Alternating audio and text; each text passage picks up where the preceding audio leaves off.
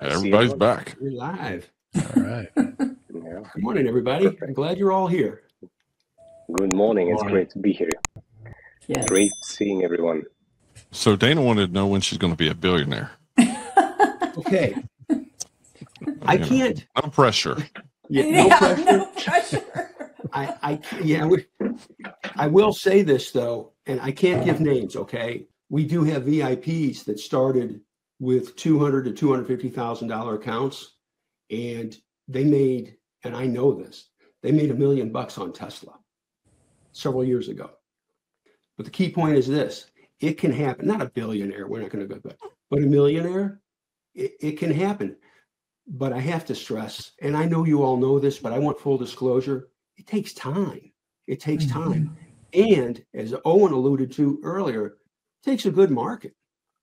And right now the market's kind of rough, and we don't argue with it. So, but it can happen. And the beautiful thing is, I'll tell you this, it only takes 2 to 5 stocks for it to happen. If we buy right, we buy more, and we let them work. We let them work for us. It happens. It happens. And I know we have others that work too. They just won't talk about it. I just wanted to add to this year's environment. I'm actually impressed with how many very relatively good performance stock we were able to select at Mission Winners. I'm actually in the process of doing a research that I will be very happy to share. That I'm going through each and every setup that Pat have shared on Mission Winners, and that I have found myself this year. Yeah. And I'm trying to analyze it as deep as possible, in a sense of where exactly the breakout started. How did the price performs when it tried to to break through, because quite often it breaks. And then it takes several candles to adjust to this breakout. Meaning, it sometimes falls below the line, and then And I'm trying to get that sort of an average understanding of today's environment. But nevertheless, I think it's around 30 plus or maybe 40. More than 10+% moves, up to 20-30%. I mean, if I have done my own backtesting of what I have done, not backtesting, but how is better? Sorry, I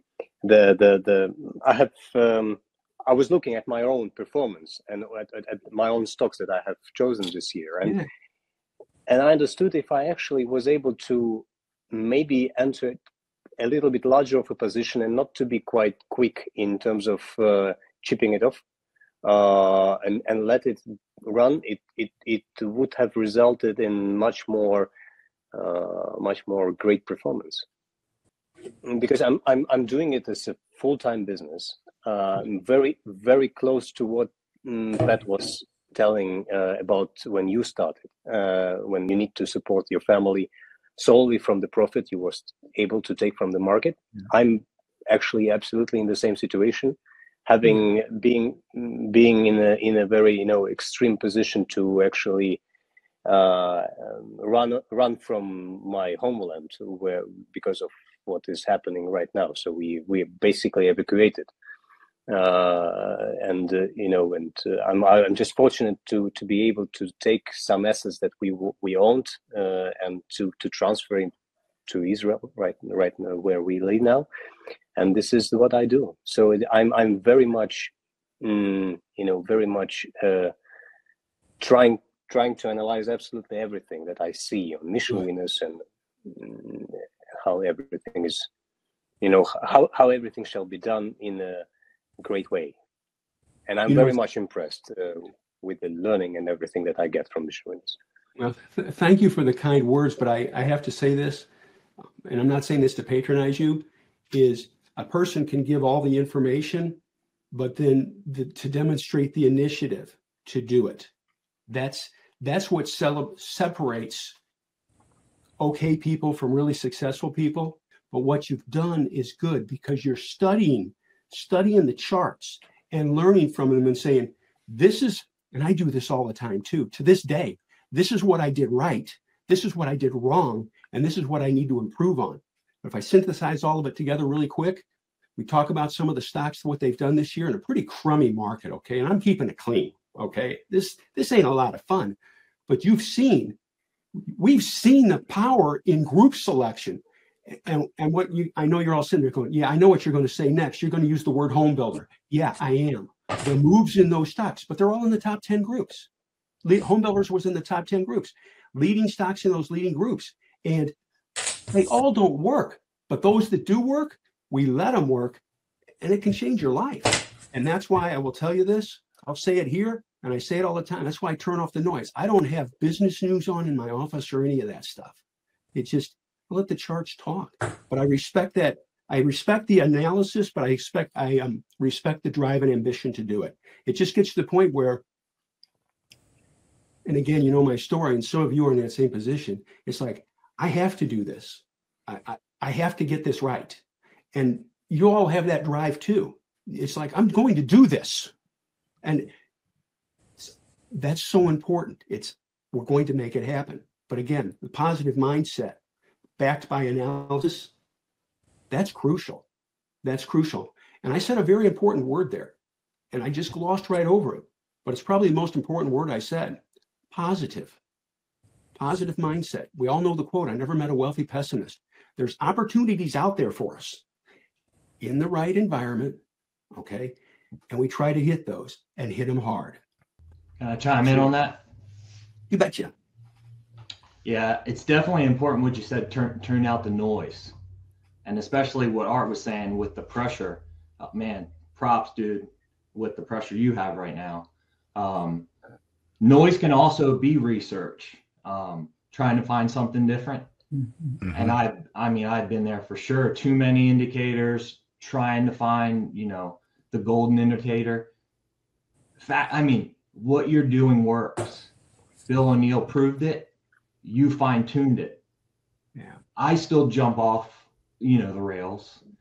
And my stats show that when I do that, 2-3 months worth of profits growing so fast. So for me right now, it's digging into myself and putting myself in restrictions so that I don't go the wrong way. So like you were saying, tune the noise out.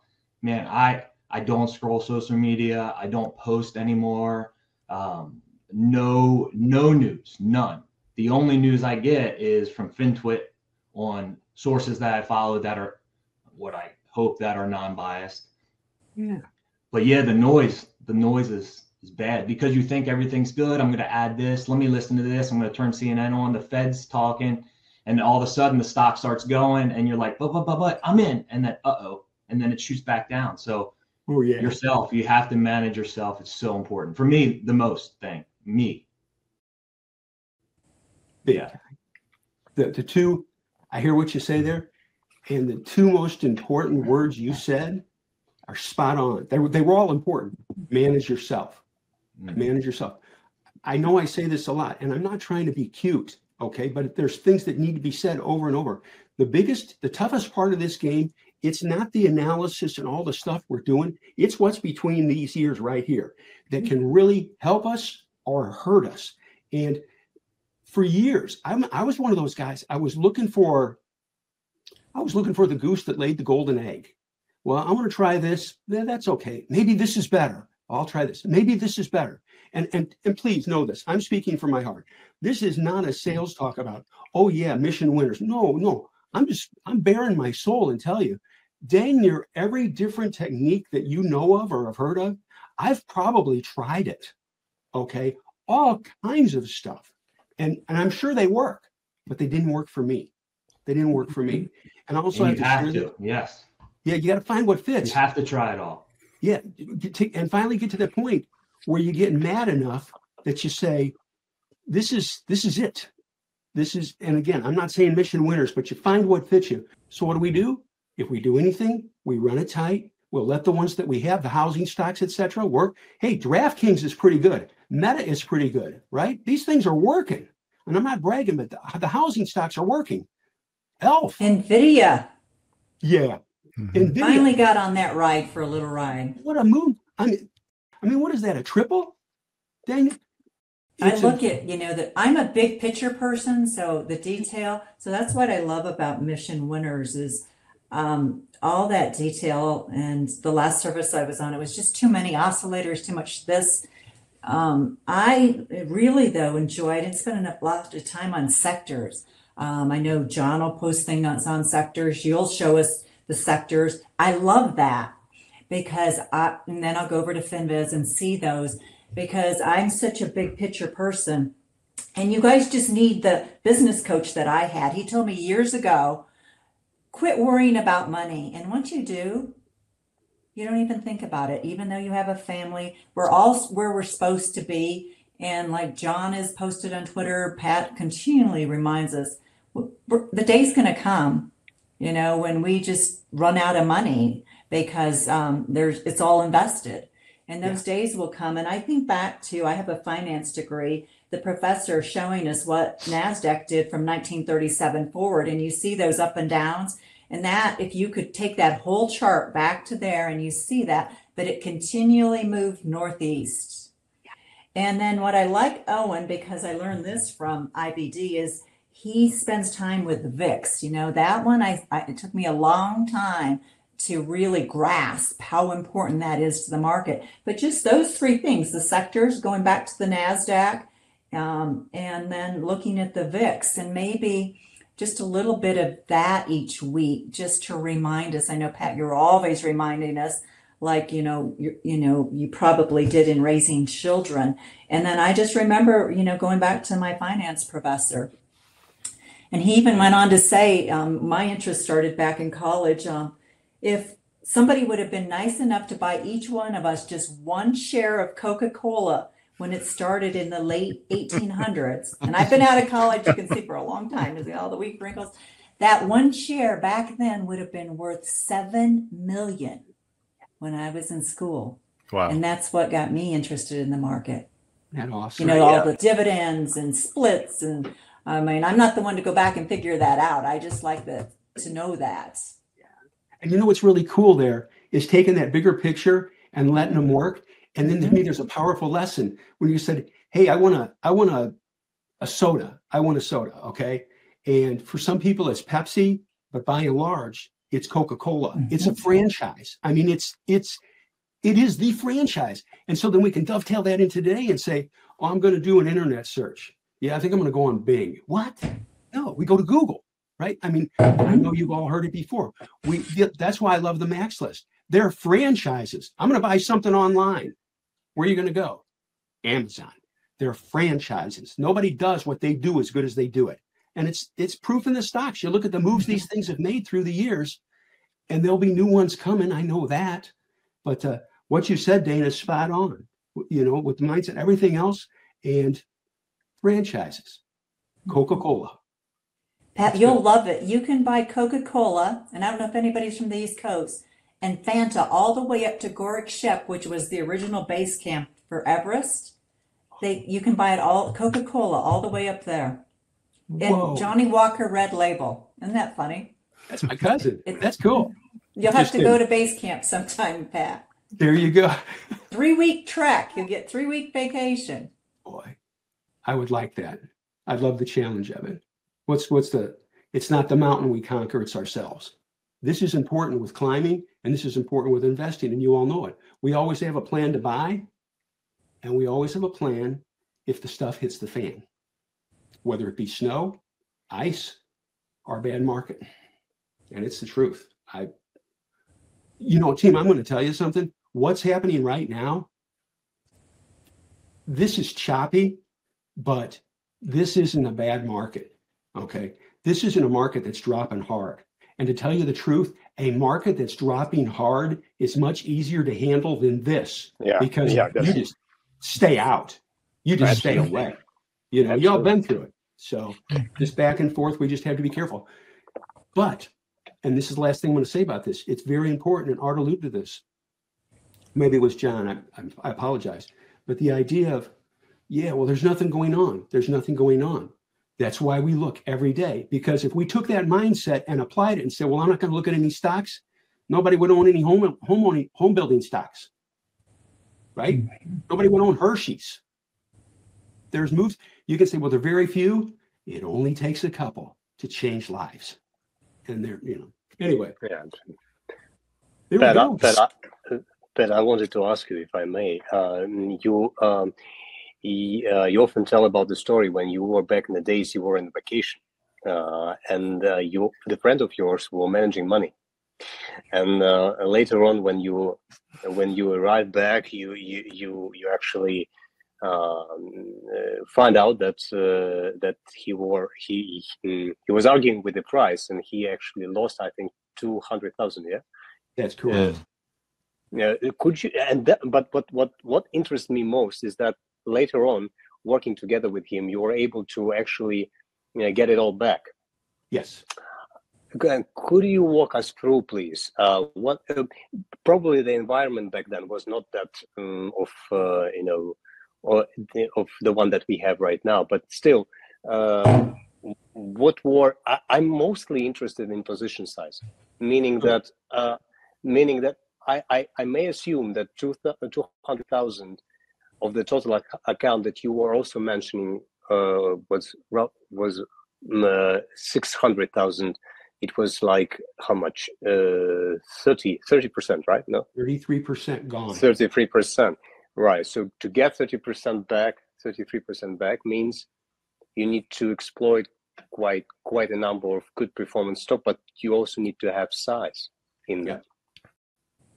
I can tell you the stock. It was Amazon.com, and we plowed into it, and we had 600,000 in the stock. He did, and I did, and it wasn't the whole account, but it was a decent chunk. And I was out in the mountains of South Dakota. This is before the days of great internet. Okay, I mean, I was in the Black Hills, and we were away from everything, and so I just. No contact. And y'all know the story. I came home and I logged in the machine, and I'll tell you this, I'm a pretty tough guy. I've had guns pulled on me before, okay? I've been an operator on for some serious stuff. I came home, I cried. I'm like, what the heck? There was other words. I thought, shoot, I don't believe this. It went from 600 to 400. So, yeah, I called him up and we had a talk. He goes, yeah, he said, yeah, that, it was a long talk. We won't get into all that. I said, and we talked about it. And I said, well, this is awful. And he said, yeah. And he said, we're just going to have to hit it really hard to get this stuff back. And I said, like, yeah, we're going to. He was my trading partner. And we were connected at the hip. I had complete power of attorney on his account. He had complete power of attorney on my account. He didn't even have to call me. He just did stuff. I just did stuff for him. So we hashed it all through and we said, let's go. Let's see what we can do. And we watched, and it just so happened, and this is an important lesson. It wasn't that we had a vengeance trade with Amazon, like that's the one we lost on. By God, that's the one we're going to get back from. That's dangerous. Don't do that. Don't take it personally. Don't say it's that stock that screwed me up. I'm going to get back at that stock. No, but it was a maxlist stock. So we watched it, and it set up again. This was in the summertime. All right. And folks, I'm going back many years ago. I mean, it's probably 18, 20 years ago. And we found a spot and we plowed into it. And it kept going and we bought more. And I think we bought like 4 times. And we plowed into it big. And again, it was not vengeance trading. The stock had a viable setup to buy. And so we did. And then we let it work and it made a strong trend. And we got, and I'm grateful, we got the 200,000 back in, I think it took maybe 2.5 to 4 weeks. We got it back. So and we paused and yes, go ahead. I'm sorry. Just to make sure. So you actually did it was one stock that was able to get one. Well, so and you how much of your account were you invested into that stock? Good question. It was Amazon because man, did we have a hard time. I think if I'd seen him face to face, I think I would have gotten physical with him. I probably had 20 to 25% of my account in that stock. Yeah. Can I ask a question about it? Yeah, hit it, buddy. When you came back, obviously emotions were off the charts. So how long did you have to take a break? Because obviously in a situation like that, pretty severe, your thought is, let's get it back. So what did you do? Did you take time? Because immediately you want to find something to get your money back. What did you do? Like I said, was there an amount of time you had to step away, do research first? Like, what was your process there? Great question, John. We reconvened and Amazon set up again, probably within, and it wasn't that because it was, we had a vindictive attitude towards Amazon. It was just the stock that looked like it was providing opportunity. It's Amazon. It provided the opportunity. And again, let me stress something. This is an important part of the message here. Please don't think I came back on a Saturday and, the stuff hit the fan. And on Monday, it's like, let's buy Amazon. Let's get back. No, we had to wait for it to set up. Week or two, it set up and we started buying. But it had a viable buy point, and it just happened to be Amazon. We bought it, then we bought more, and we bought more, and this was aggressive investing. Okay, we were buying 6 and 6, and then another 6 and 6 for each of us, and so we got up there, and it made that push, and it just kept on going, and we let it go. We let it work. We watched it on day charts only, no 5-minute charts, no 10-minute charts, no hourly charts. We watched it and it kept on trending. And after a while, it started to pause and we sold some off. And this took out probably about, 2 to 4 weeks. And we were able to get the money back. The stock provided the opportunity. And then it started to languish and we were peeling some off and it started to drop down and we sold the rest. And that was it. Go ahead. And on the second time, you were 25 to 30% invested into the stock. Yes. Yeah. Got it. Yeah, I was looking at the account. I'm going back in time.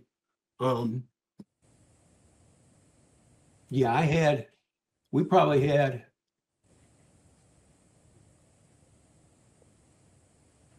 25 to 30% of the account in that stock. Yeah. Because what I'm thinking right now is that, but first I start with when I first joined Mission Winners, you were saying, actually, I saw it before joining to the Mission Winners. You were making a video talk with Trader Lion, who is the gentleman there. Richard Moglen. Richard Moglen. Great guy. Yeah, great guy, great interviewer, and the talk with him was great. And you were saying what got me like onto the hook with William O'Neill's philosophy and Mark Minivini's practice of the one that I was following before. You were saying it either works or it doesn't. So I mean, and the great stocks, they simply work. And and I don't know why, but I was not, like that idea was not into my head, and I didn't make any research on that before. And then Richard asked you, so Pat, could you please elaborate? He was asking, I think once or twice, what is the stop loss? And you say it either works or don't. So is it the stop of the low of the day or something? You say it's just below the pivot. What is below the pivot is bad. And I immediately got interested in that. And what I'm doing right now, I'm looking on the charts that were a good performance made a good performance this year, and I see that it really so. It really so. Yeah, you get the fake out. It happens, but so this topic actually brings me to the position size, And because we are risking, my risk this year, average risk is 1.3. I did my stat and it is 1.3. So basically 1.3 till 2% is the level below the breakout that is not that we are not wanting to yeah. So, and that brings me to the next point, is that why shall I not try to play larger with that type of stop? Yes, I know that the environment is bad. Yes, I know that my betting average is low, so it's in high 30s or low 40s level. So it's back and forth. But still, if I risk only maximum 2%, I can allow myself to take more than a 5% per position of the equity, to maybe try 10, 12, or 20. And I did it last I think this week when Google went up.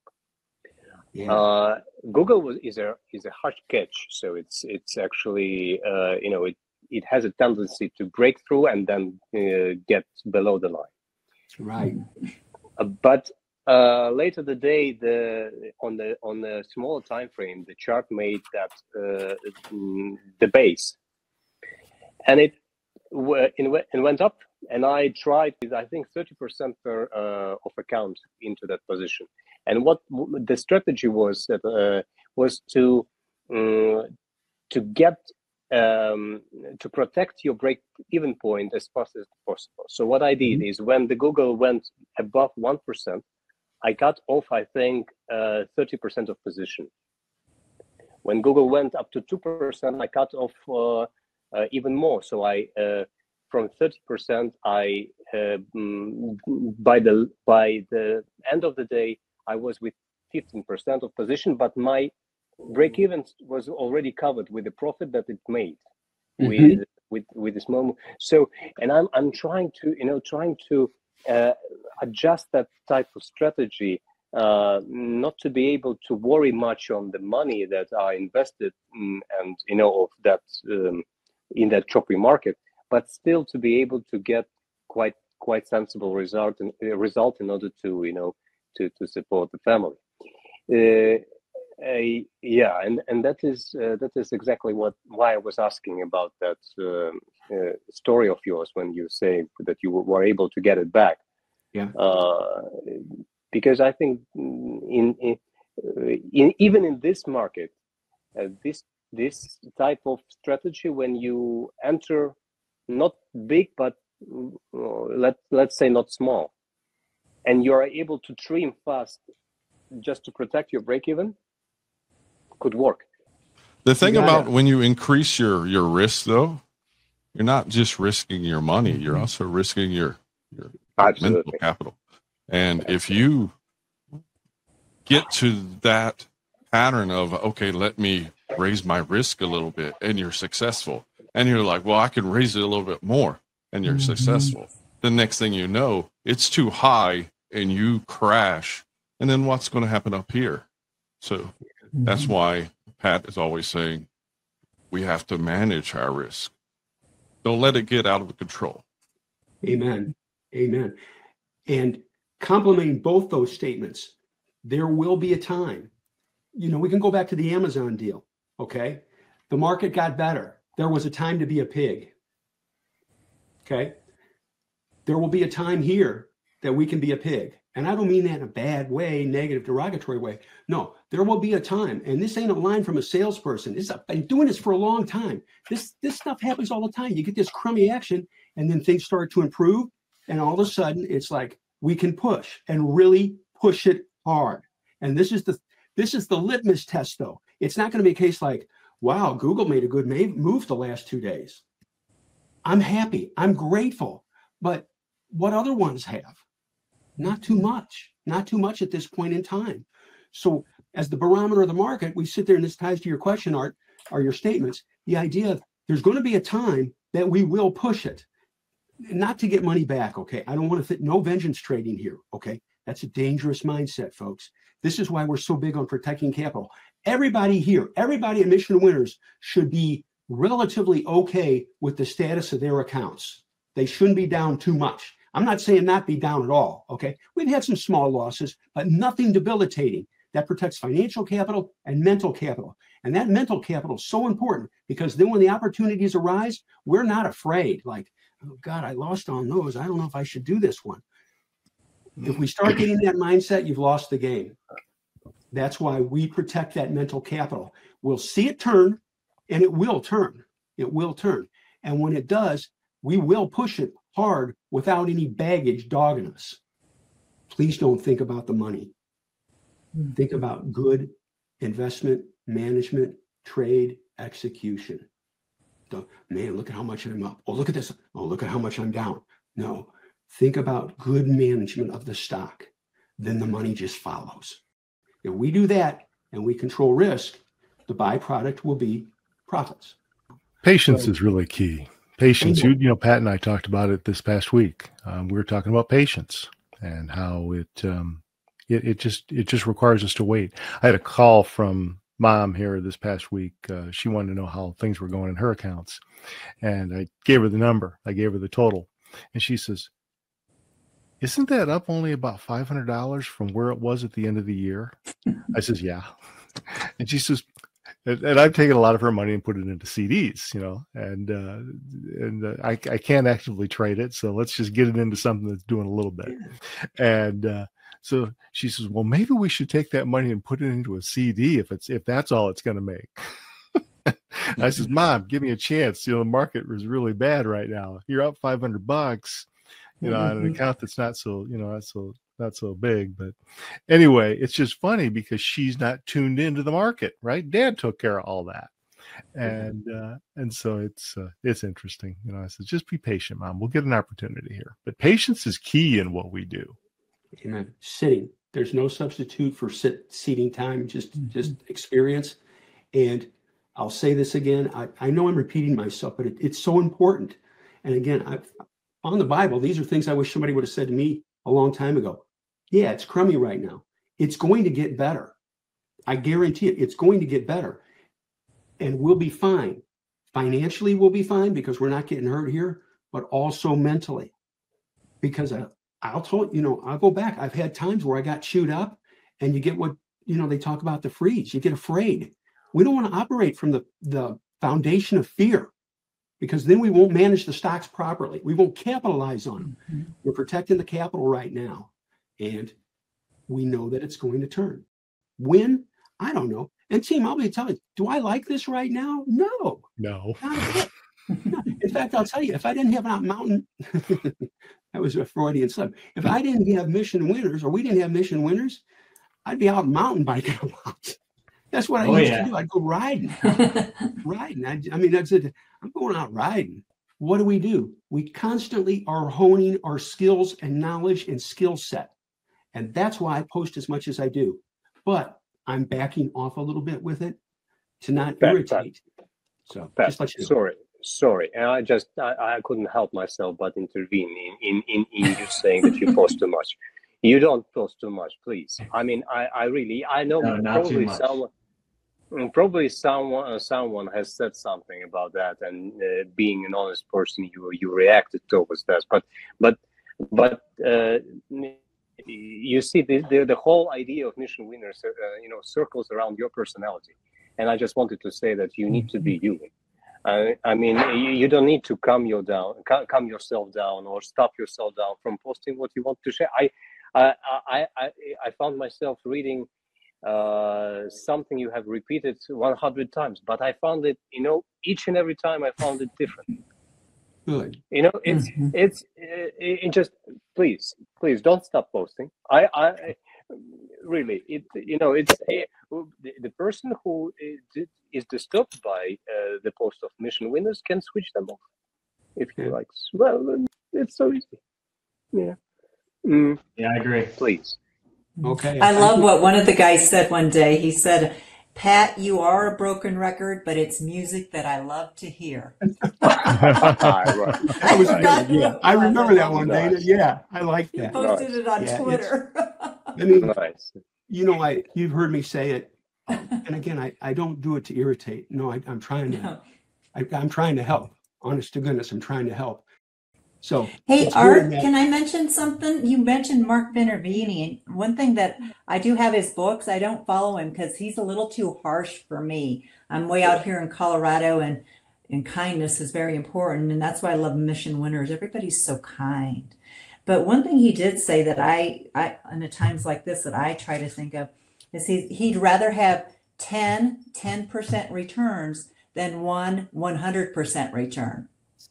And that's maybe where we need to go, in our sharing on Discord, is thinking of that.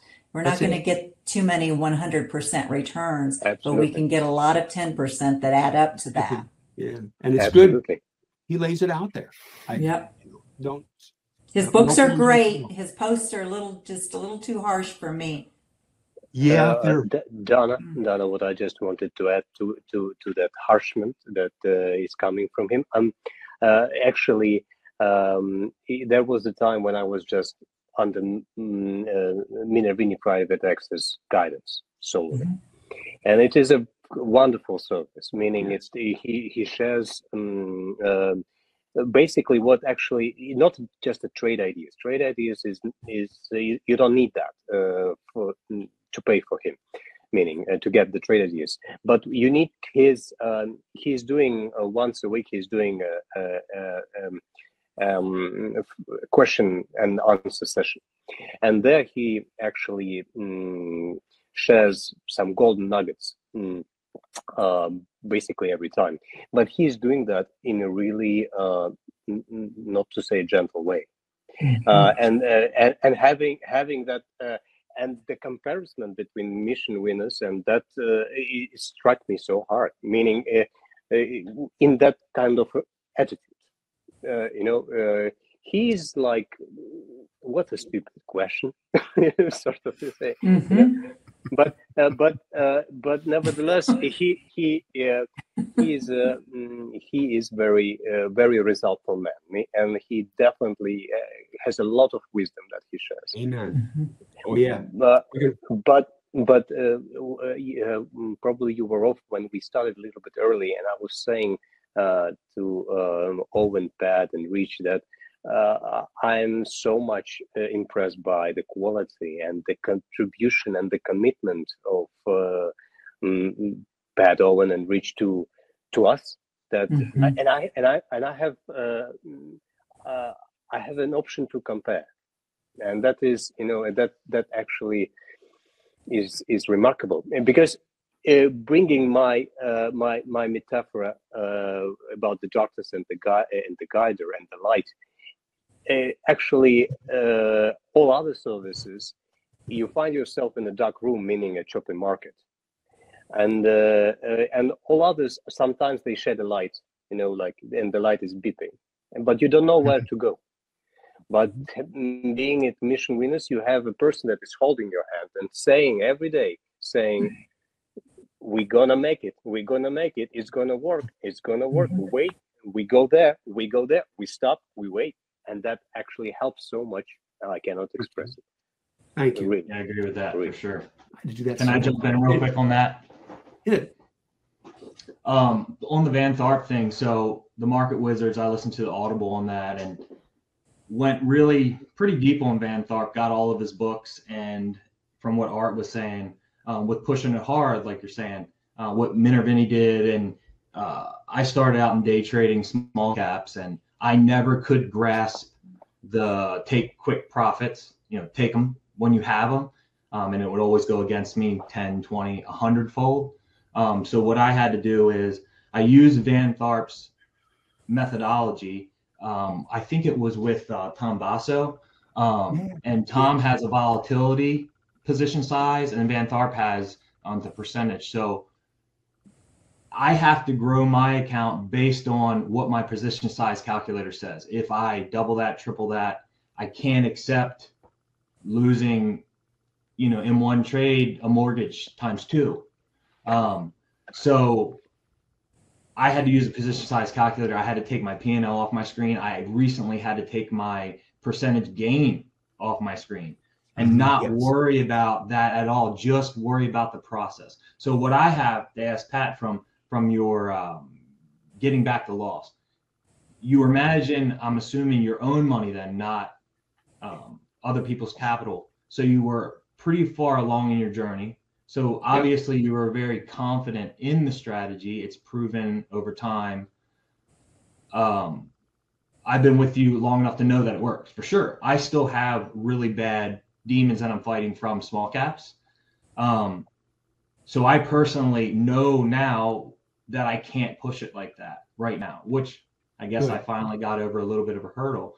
But at that time, when you were in that position to keep yourself from getting on tilt or whatever, you took the time, you waited for the setup to set up. But when you went larger size, right, and it did pull back, did you find yourself were the emotions higher than they would have been because you were trying to get the loss back? Like how did you conquer that? You had someone to talk to about it, your partner, you were with them. We have Twitter and you in the groups and all, but mentally, where were you then? How did you fight that? But one thing you said, John, that was really good, and I'm the same way. The profit and loss, I don't have the profit and loss showing on my trading platform. You go, what? What are you, crazy? No, I don't, because it gets in your head, both good and bad. It can cloud your judgment both ways. So the P&L, I don't have it. You can say, that's ignorant. No, during the day, and let's be honest, you're all aware that if you own Amazon or whatever, Pulte Homes, you know where you own it. You don't have to dwell on it or anything. You got a loss. Do the math. Pardon? You can do the math in your head. Got it. It works. But what do? Steve and I dug into it really deep and hard, and we had some serious heart-to-heart conversations about it, and said, we're going to get it back, which is why I'm really big on the risk control. And John, I'll say it again, what you said is important. I don't have the P&L. I'm not being ignorant here or trying to be ignorant. I don't have the P&L on there because it gets in your head. If we focus on good investment, trade, execution, the money will just flow. The money will just come. And we always control risk. Can I get more water and then come back? Is that possible? Sure. Okay. Am I allowed? We'll let you get up. Okay. I'll never forget when I was teaching college out in Oregon. We're all going when you're back. There you go. I had a student said, "Oh, Mr. Walker, is it okay if I go ahead and can I go for a minute and go to the restroom?" I said, we're too busy right now. What we're talking about, you'll have to stay. Maybe Owen will talk a little bit more about the VIX while you get your water. Owen's good. Owen's really good with all that. I'll be right back. It'll sink in someday. I know it's the risk factor. What do you want to talk about the VIX? The VIX has been down recently, and we've seen a little bit of contraction volatility, but I'll tell you what, the markets are still choppy. I've kind of come to realize that maybe the VIX doesn't have as much pull, as much relevance as it used to. I'm kind of hoping that maybe that relevance will return to it. I'm just looking at it now. It's down at 17, which is one of the lower. I mean, it's been down here. It's been down at, I guess the lowest we've seen is 14s, in the 14s back in middle 21. But what kind of questions do you have about it? I mean, I use it as an indicator that says, hey, I have rules that say if if the VIX is under 20, I'm more likely to hold. If it's between 20 and 30, I'm less likely to hold overnight. And if it's over 30, I'm really quick to take profits. But that's kind of the general synopsis of what I've got on it. So I learned about it through IBT, who I subscribed to for years. Now I'm doing TradingView. Wow, is that a whole new generation of charts? Wow. Oh, yeah. So I put the VIX there with the indices, with the indexes. And so I just kind of look at it once a day. But I had forgotten your 20 to 30 and over 30. And I no longer really use IBD very much because I'm learning TradingView and I really like it. Yeah. I just got into deep view. And I haven't delved too far into it. They just released about a month ago. And so I'm taking a look at that. That's the one with Cy, right? I think he's involved in some way. Yeah. Yeah. He's posted it a couple times. So, yeah, all of those, I think what Pat says is we just have to show up and have merchandise in the store every day and review those and, learn the chart patterns. And there's just so much. And I like his reminders because then I haven't checked sectors in a while or, whatever it is. And I also do too, you were talking, Art, about Google and how much it goes up and down. I've started to look at the average daily range because like Tesla has, a higher average daily range than say Apple. Mm-hmm. Mm-hmm. Yeah, sure. I actually, what was John saying about switching off the account balance and even gain loss column. I haven't switched the gain loss column, but I switched it off in dollar volume. I left it only in the percentage volume, but I'm trying not to looking at it quite often because, as we have said, we know the entry point basically and can do the math. But when I was doing my analysis of the trades this year, I found out that I was relatively quick, if not exiting, but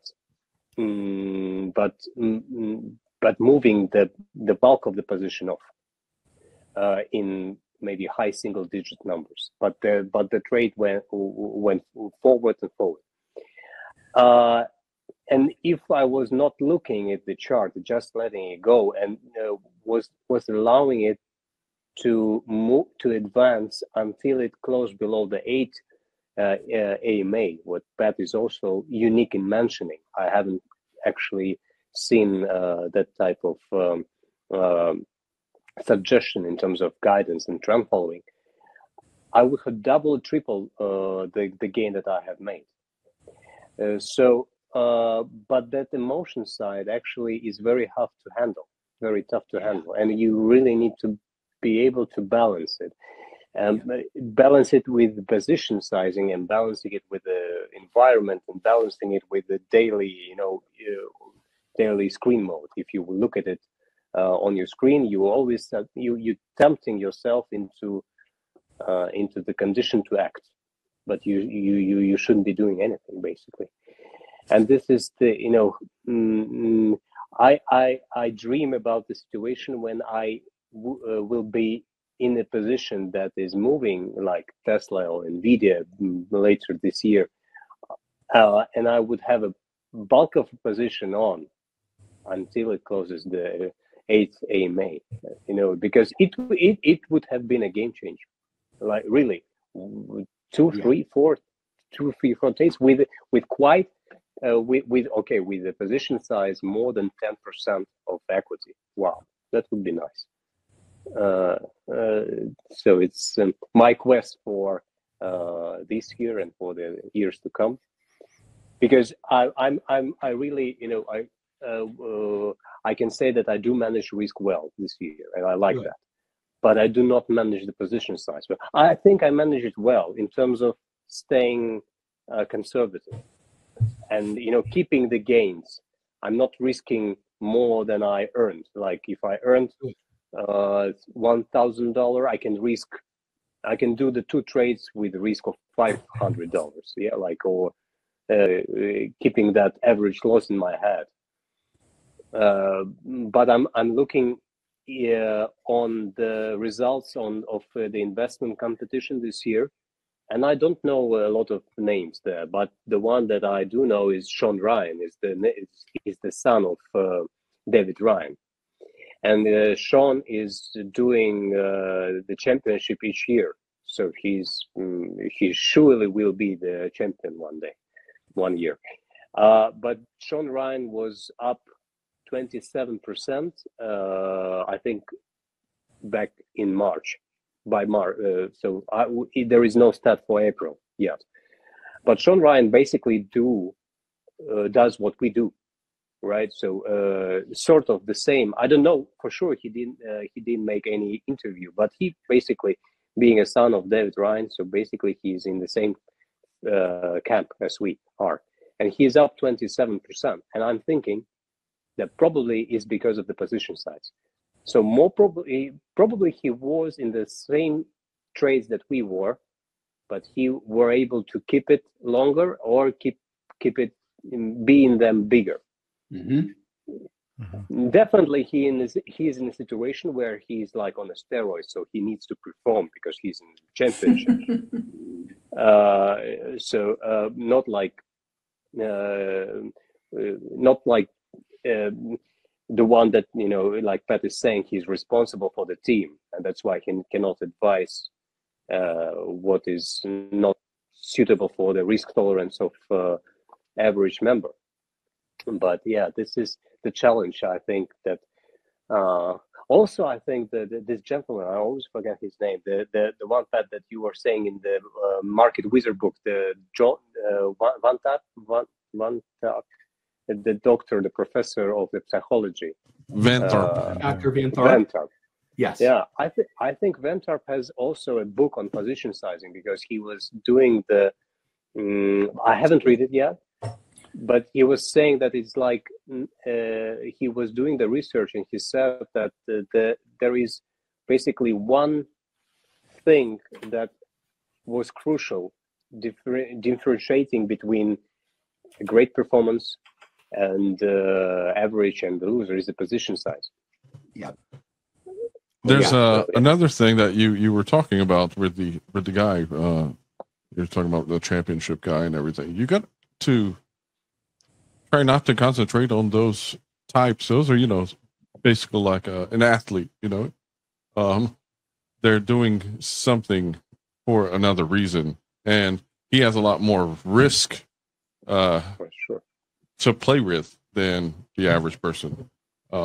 So he might be also a bit more risky because he's doing it for the championship. So he's getting back more than you would just by that name recognition, right? It's like someone playing billiards or basketball or any other sport. He's playing it as a sport. He's not playing it as an investor. Exactly. And that account might not matter to his life. Yeah. Lifestyle, yes. You know what I mean? So if you're living off your account, maybe set up an account that you can be more, skeptical, or do some more stuff that's more risky versus your actual main account, because man, that will change your mindset, and your mental capital will just, that's bad. Absolutely. Yeah. Absolutely. So what, Pat, why don't you start a service where we just give you all our money and you do it, and then you go on a mountain bike ride at lunch, and then we come back and see where we're at the end of the day. Yeah. Well, Dana, Rich, was there something with the webinar breakup or something? The last 15 seconds, it just kind of everything went black. There you go. Yeah, good book. Yeah, and Dana, what you said, that's what I used to do. I had complete power of attorney on it. Most of them I'd never met, ever. They just gave me the money. Well, you want to post that form, and I'll give you power of attorney, and we'll do a split. It was a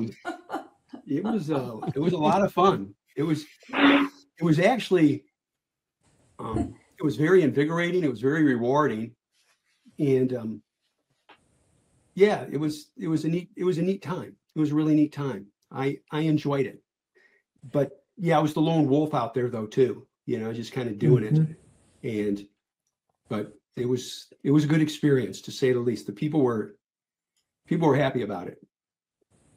I love this life, and I know the market's down, and I have a favorite ETF that I've been stocking up on, because I've watched that NASDAQ. I saw it way back when I was in school, just go this way. And so I have quietly been accumulating shares in that ETF, just because someday it's going to take off. But I have remembered to sell a little bit on the way up. Good. That's my hard thing, is selling. I'm a hopeful person. So I hope, like Bill O'Neill always says, don't hold and hope that it's going to come back. He's like, Pat, just sell it. Go on to the next one. What do they call it? Hopium. I read those 3 things out of his Successful Investor book every day about, buying on the way up, don't hold hoping, and don't buy low price stocks, which we're all tempted to do. Everything you teach us. If you had to give advice to the team in a very short, concise way, what would you say? Because again, you all have, there's no substitute for experience. We can read every book on riding a bicycle. Eventually you have to get on the bike and ride it.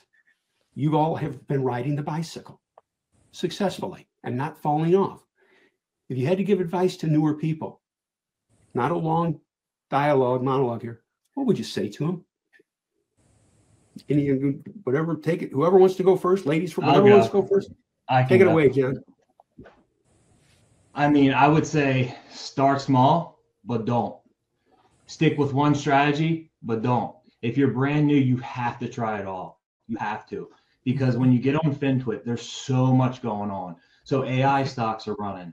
And then so you're like, oh, SAI, CXAI, they're small caps. Why do I see those? Because I probably still follow people I shouldn't. You have to try all this stuff. You have to take the licks. You have to get punched in the face. If you don't, I have to learn by extreme things. Like some people learn easily. I really need to get punished to learn and to change, to make a change.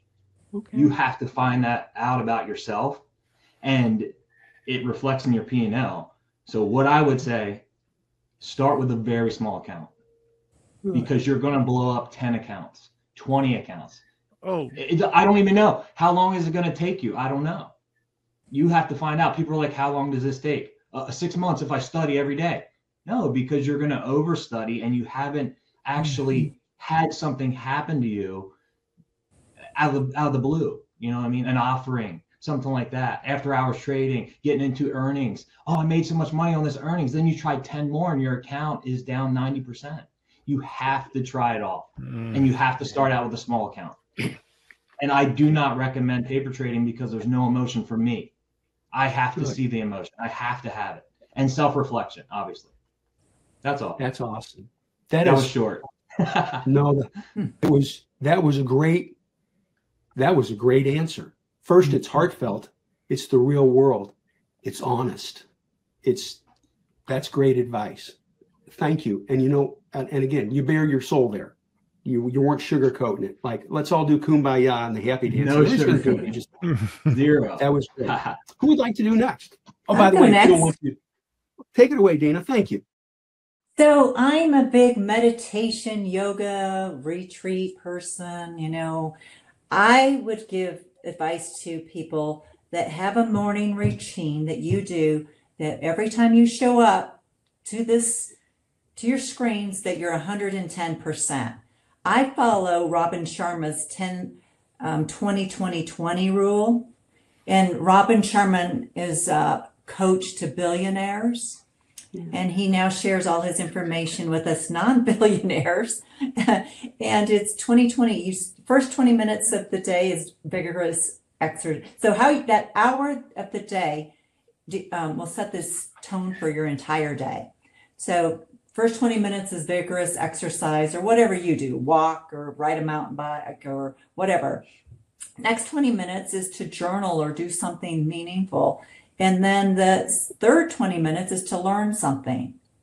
Whatever we want to learn, it doesn't have to necessarily be stocks. Maybe we want to learn more about going deeper into meditation and mindfulness so that we show up. But I like to show up every day 110%. And when I do that, then there's no worries, fears, or doubt. Good. I'm in the seat, ready to go. Thank you. That again, and I'm not saying it to patronize, it's words of wisdom there. And what I liked there too, it wasn't just talking, and the same thing was true with John too. This was interesting. There was a common theme right there. You all weren't talking about a lot of trading tactics and techniques. A good portion of what you talked about was what's going on up here. Meditation, whatever, balance there. That there's wisdom in what both of you said. Wisdom that'll make me better too. And I thank you. Art, how about you, good buddy?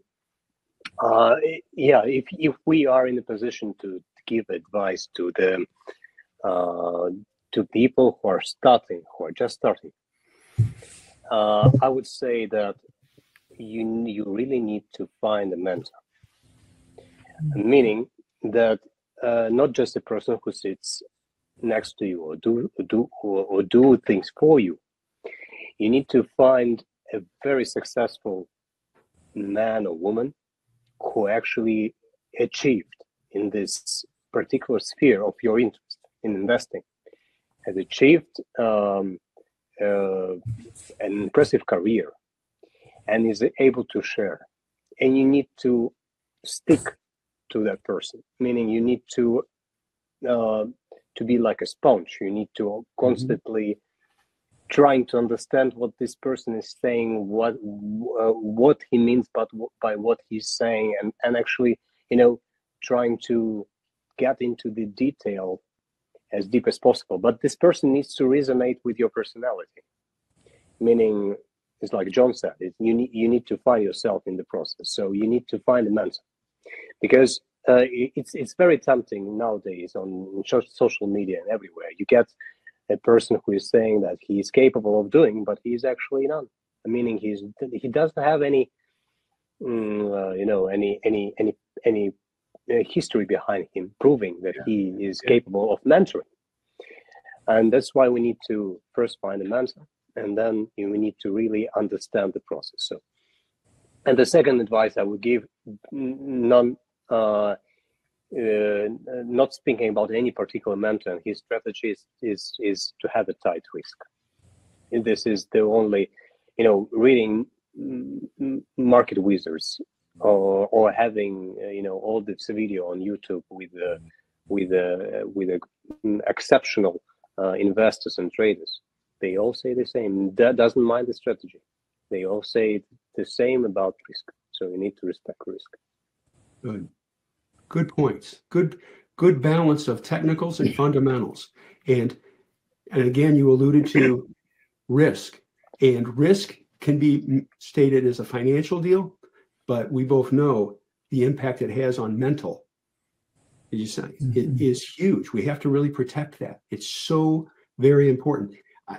When the market's good and up there's good and our techniques are good and we teach them every day, good things happen. That's good. Owen, take it away, good buddy. I'll dovetail off of what you guys said, especially Dana, talking about starting your day right, being there in the seat when you're ready and being prepared, ready to go. I encourage, and I've done some videos on this where I'll go through the key list and go through each chart and I'll pick which ones I like. And it's tough to do in this market, no question about it. But make those notes on your key list. Make the notes on where the stop's going to be, where your risk is going to be, what makes sense, and pick anywhere from 1 to 3, or pick more than that if you want, and just kind of track them. But know what's going on in the market. I think we talk a lot about patience and backing off, and that's certainly key, especially given the market conditions we have right now. But stay in touch with the markets. Know what's going on. And that means maybe taking some small positions, some real small positions. I saw a video here in the last couple of months. I can't remember who it was, but they're talking about how they were taking super small positions and had like 30 of them. And I thought that's a little excessive. But then they went into more detail about how it's only a very small, like 0.1% of an account, and just to stay in with the markets and just keep pulse on it. And I think that's really critical. I think I like to do that. I don't have 30 positions, but I do like to do that just to keep a pulse on what's going on. And much of my stuff is automated, so I don't have to sit here and watch it all the time. But show up with a plan. Show up so you know what you're going to do that day. Don't come in and just say, "Oh well, let's see what Pat's buying today." That's just not the way to take this business by the horns. You've got to own it, and you've got to be ready to do that every morning. Yeah. And the one phrase right there, you got to own it. Not just financially, but mentally. Mentally own it. Own not just the stock, like you're saying, but the process. Own it. We always have a plan. If you don't have a plan, what's the quote? If you don't know where It's not my quote, but it's a great quote. If you don't know where you're going, you'll probably get there. Can I dovetail into that one? Get it, buddy. Everybody has a plan until they get punched in the face. That's one that you're thinking about too, I think. But That's it. Right as on. far as everybody said process, right? You have to find your process. I was never a reader in school. I never read a book. I've read more books in the past 4 years than most people probably have in their life. Well, what Pat was saying, people were saying like too many tweets, this and that, and you always say on your videos, and I'm like, no, I can do these shorter, I can do these less, I can go slower, I can go fast. I'm like, Pat, stop, just keep going, keep talking, because you can't say the same thing too much. You have to hear it over and over and over and over and over again. Like I watch the key list at night, I make my key list, I draw my lines. Sometimes I rewatch it in the morning, depending on how long my meditation goes. And I have some more time, I'll go back over it. Reset alerts, because think or swim in the morning, it could gap up and it's, all messed up. But yeah, process. You have to find your process. If you don't have a process and you're just jumping in at the screens, bye to your account. Well said. I think the only thing that you could just cut out is this is for the new VIPs, because anyone that's just coming in, it confuses them about that, because they haven't got to the point where they know it's good for them yet to hear it over and over and over again. So when they hear this is for the new VIPs, they might say, well, he's just going to say the same thing over again because there's a new person and he's never going to get to the next chapter. Right. And also, but they Rich, that could be the wrong mentor for you, and that's fine. Oh yeah, that's you have true. To try. That's true. Right. And yeah. Pat speaks to me like it took me 15, 20 services, man, to find Pat. And I'm so grateful for the experience because the journey took me here. So thank you. Yeah. But that's the only thing I think though, is I think repetitiveness is that's how we learn anyways. You got to keep going through the same thing until you really own it, as you would say. And I really like John's punch in the face, but you have to fail to really learn. For something to stick, you got to experience something hard. You can't, if it's too easy, it's not going to stick. That's good points. Good points, Rich. That's good input. All of it's good input. I like that. Anything else, or? No, and thank you. I'm honored to be part of this, and yeah, thanks a lot. I love how humble everybody is and how willing to share they are. And I like John. I love Mission Winners service. It resonates well with me. Well, thank you. But I appreciate your time this morning also. I really do. The inputs that you all had will help people. They'll help me. So this is great. Honored to be here. Thank you.